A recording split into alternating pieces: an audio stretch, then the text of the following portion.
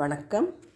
சின்னஞ்சிறுக்கிளியே என்ற சிறார் பாடல் தொகுப்பு நூலிலிருந்து திருமதி கே. கற்பகம் அவர்களால் எழுதப்பட்ட யார் தந்தது என்ற பாடல் சிறார்களே உங்களுக்காக இசை வடிவில். பளபளப்பாய்த்திருந்து வரும் வண்ணத்து பூச்சி, வண்ணம் உனக்கு கொடுத்தது யார் சொல்லிடு நீயே. பளபளப்பாய்த்திருந்து வரும் வண்ணத்து பூச்சி, வண்ணம் உனக்கு கொடுத்தது யார் சொல்லிடு நீயே. இரவினிலே ஒளிந்து வரும் மின்மினி பூச்சி, அந்த வித்தை உனக்கு தந்தது யார் சொல்லிடு நீயே.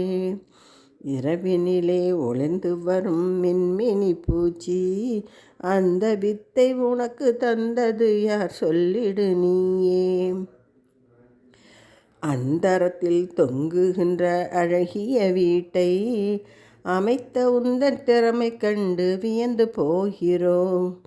அந்தரத்தில் தொங்குகின்ற அழகிய வீட்டை அமைத்த உந்தன் திறமை கண்டு வியந்து போகிறோம். பாந்தமாக அறைகள் வைத்து வீட்டை கட்டிய தூக்கணாங்குருவியக்கா சிறந்த கலைஞரே.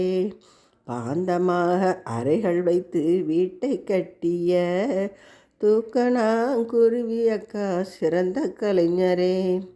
எங்கு சென்று படித்து நீயும் அறிந்து கொண்டாயோ, இயற்கையிலே உந்தன் கூடு அரிய படைப்புத்தான்.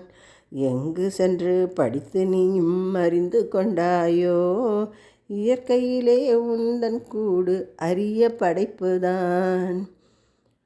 பல்வேறு பறவைகள், பூச்சிகள் தன்னுடைய இல்லத்தை எப்படி அமைத்து கொள்கின்றன அப்படிங்கிற